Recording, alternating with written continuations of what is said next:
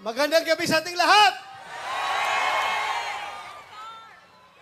Sa totoo lang, ako'y nahihiyang magsabi sa inyo o iinganyuhin kayo na magsabi na bring him home. Dahil in the first place, hindi natin siya napigilan na dalhin doon sa ICC. Ako talaga ay masama ang loob ko. Mahiya ako sabihan kayo na bring him home.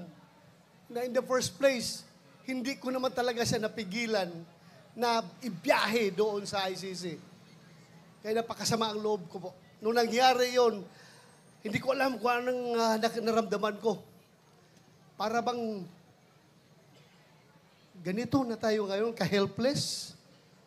Sarili nating pulis ang magdadala ng ating dating presidente, piliting isakay sa eroplano para ibiyahe doon sa The Hague, Netherlands. On what basis? On what basis? Palaging sinasabi ni President Marcos, hindi namin ni-recognize ang ICC. Kasi hindi natin membro. Hindi kami nagko-cooperate sa ICC. Anong ginawang rason ni Pangulong Bongbong Marcos? Interpol! Bullshit! Interpol! Ako!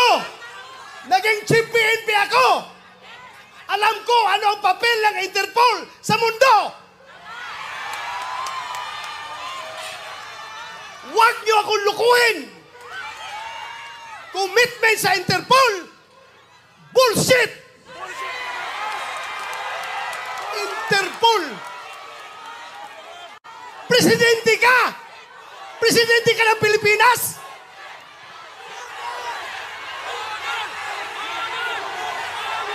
Presidente ka ng Pilipinas!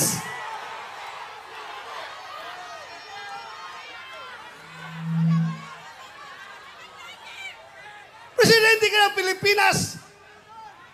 Magpa-pressure ka sa Interpol? Ha? Pero ang lumalabas, mas gigil na gigil, mas atat na atat sila kaysa Interpol, kaysa ICC.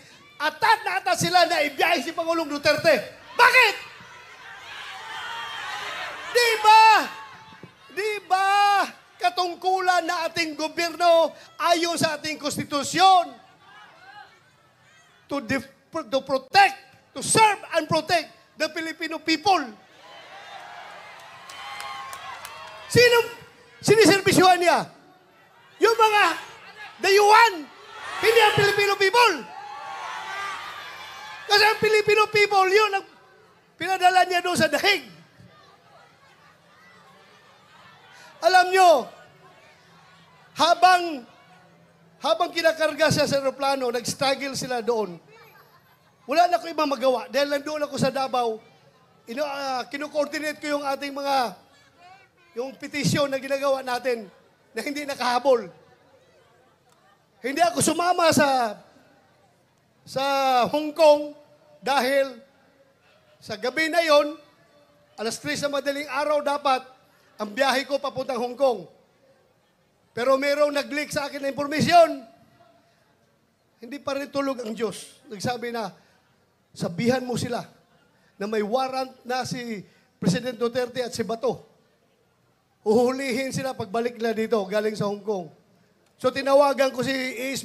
Bingbong Vizaldia. Sabi ko, sir, meron ng warrant. Hindi na ko hahabol dyan. Asikasuhin ko na lang yung petition natin dito. Petition for certiorari and prohibition.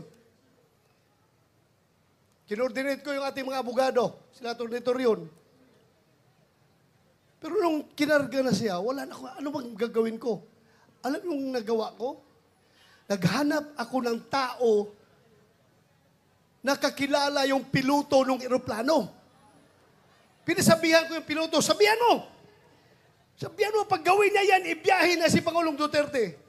He will go down in history as the pilot na naghatid sa pinakamabait, pinakamahal na Pangulo doon sa daig. Kaya sabi ko, merong nagko-communicate sa amin dalawa eh. Sabihan mo, pagdalahin niya si Pangulong Duterte doon, mananagot siya sa taong bayan. Mananagot siya.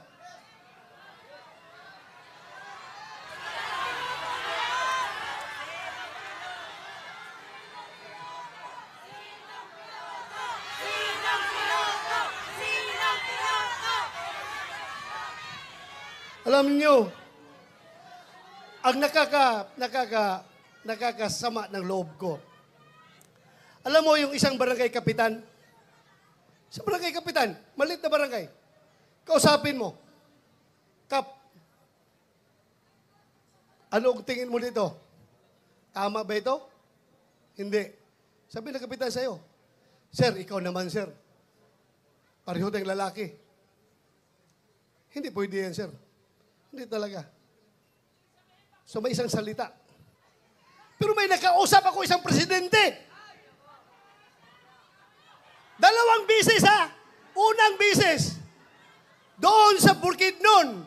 Kasi nung 2022 election, kung hindi si Inday Sara makasama sa kanilang rally, kasi mayroong ibang commitment, ako ang nagpo-proxy kay Inday Sara. Kasama kami na sa stage. Siyang kandidato ng presidente, ako ang nag-represent kay Inday Sara. Nag-uusap kami doon sa Bukidnon. Alam mo, sabi sa akin, hindi siya papayag na makialam ang ICC sa ating bansa. Hindi pa siya presidente noon. Hindi pa presidente. Pangalawang bisis, presidente na siya. Doon sa Malacanang, inibitahan niya kami. Tinanong ko siya, ano ba itong stand niyo, Mr. President? Pabago-bago. Iba yung sinasabi mo, tapos yung mga tao mo, iba ang sinasabi. Ano ba talaga? Mabuti yung lalaki sa lalaki, sir. Sabi ko, lalaki sa lalaki, sir. Prangkahin mo ako. Para I know what to do. Please, prangkahin mo ako. Sabi niya sa akin, alam mo ba to? Kahit gabuhok mo, kahit wala akong buhok ha, kahit gabuhok mo or buhok ni President Duterte, hindi mahahawakan ng ICC. Hindi ako papayag na papasok ang ICC dito. Alam mo, dagdag niya. Kasi, kung papayagan ko yan, alam nyo, kung papayagan ko yan, after ninyo, mga Duterte, ikaw, after sa investigasyon ninyo, baka kami na naman ang isusunod ng ICC. So, naniwala ako. Pero bakit ngayon, yung nagkahiwalay ang unit team, bakit biglang nagbago? Bakit biglang nagbago? Halata na itong lahat, ang ugat nitong lahat, ay kasakiman sa poder ng gobyerno. Ayaw nila na papalit si Vice President Inday Sara sa 2028 para maging presidente. Sinimulan nila yan sa People's Initiative. Doon nagsimula. Nagka-litsi-litsi ng Pilipinas. Ngayon, anong nangyari? Saan pupunta ang Pilipinas nito? Wala. We are very much divided. Mabuti sana kung ang division ay 50-50. Hindi ako statistician, pero alam ko, ang division ay nasa 80-20. 80 tayo, 20 lang sila. Pero yung 20 na yan, sila may hawak ng poder ng gobyerno. Kaya tayong 80, kahit tayo ang majority, tahimik lang ang mga tao dahil nagtitimpi lang ang mga tao. Nagtitimpi lang ang mga tao. Anywhere I go, Luzon, Visayas, Mindanao, magsabi lang tao sa akin, Sir, sabihan mo yung kasama mo sa Team Suka. Sige lang, sir. Tiis lang kayo. Basta kami, sir, alam namin what to do. Alam namin, sir. Basta kami, makita na lang natin sa balota kapag kami bumoto. Magugulat na lang kayo kung anong magiging resulta. Ako na may naniniwala. Dahil hindi man ako nakiusap sa kanila. Hindi ako nakiusap sa kanila. Sila kusang loob na lumapit sa akin.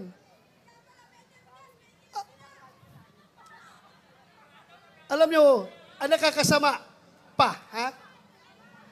Ako, kilala ko at nakasama ko si Pangulong Duterte almost 40 years. 39 years, more than 39 years, magpo 40 years na kami magkakilala. 1986, pag-graduate ko sa PMA, pagdating ko sa Davao, Vice Mayor pa siya noon. Kami, parehong lalaki. Puro action man. Pagdating sa gira doon sa NPA sa Davao Region, ako palagi ang nangunguna sa gira. Ako palagi ang nangunguna. Siya naman ay piskal pa noon. Naging Vice Mayor nung inappoint ni President Cory Aquino. Gusto niyang, pareho kami, parang talagang gusto ng adventure, gusto ng action. Kaya every time meron ako inkwentro, pupunta siya doon, makibalita o ano nangyari. Ay, ito sir, ito. So doon kami nag-start kakilala. Noong kinasal ako 1989, siya ang kinuha naming ninong. At from there on, doon na. Nagsimula ang aming samahan. Pero ako, ipagmayabang ko talaga sa inyo. Yung tao na yan. For 40 years, nakilala ko siya at nagkakasama kami. Ako bilang pulis at siya bilang mayor ng Davao City. Kahit isang utos na para sa pansarili, pang-personal at pang-politikal na utos, walang binigay sa akin yan si Pangulong Duterte. Ganon po siya.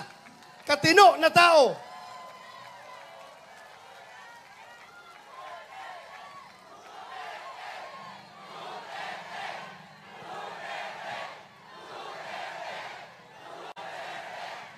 Kaya mga kaibigan, pagdating ng araw, ako ayaw ko sana kayo isama sa problema ko. Ayaw ko idamay kayo. Pero pagdating ng araw, nalalabas yung warrant of arrest ko, huhulihin ako ng PNP. Ito lang masasabi ko sa inyo. Lahat ng ginagawa nila ay illegal. Kasi yung warrant of arrest na kanilang siniserve sa atin, hindi yan nanggagaling sa competent authority. Hindi yan nanggagaling sa local natin. Hindi yan ni-recognize natin dahil hindi tayo under sa kanila. Kaya dapat magkakaisa tayo. Hindi ko kayo dinadamay ha, pero pinapaalam ko lang sa inyo. Any time of the day, baka ngayon, pagbaba ko sa entablado, nandyan na, nakaabang na sila, arestuhin na ako. Bahala kayo, sige.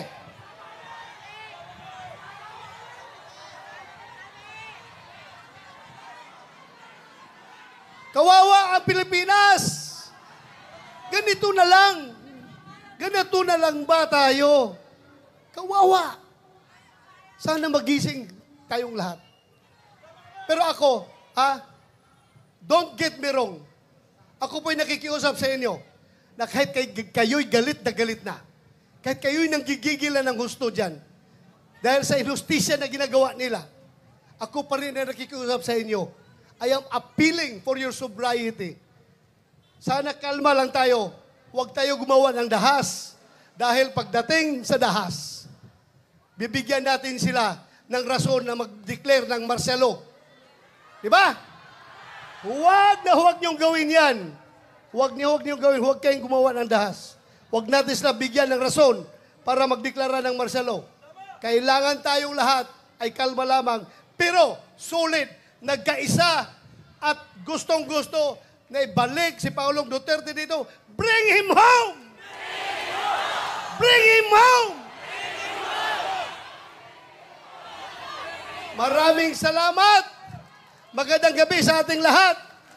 At huwag niyong kalimutan, hindi lang sa sigaw natin na bring him home, kundi individually. Magdasal tayo sa Pong May Kapal na sana yung sitwasyon ni Pangulong Duterte doon ay kayang-kaya niyang malusutan yon at sana magtatagumpay siya sa kanyang laban. Yun lang, maraming salamat at magandang gabi sa ating lahat. Thank you. Mga kababayan, Senator Ronald Bato de la Rosa. Muli bigyan natin ng malakas na palakpak si Senator Bato. Yan na ba yung pinakamalakas?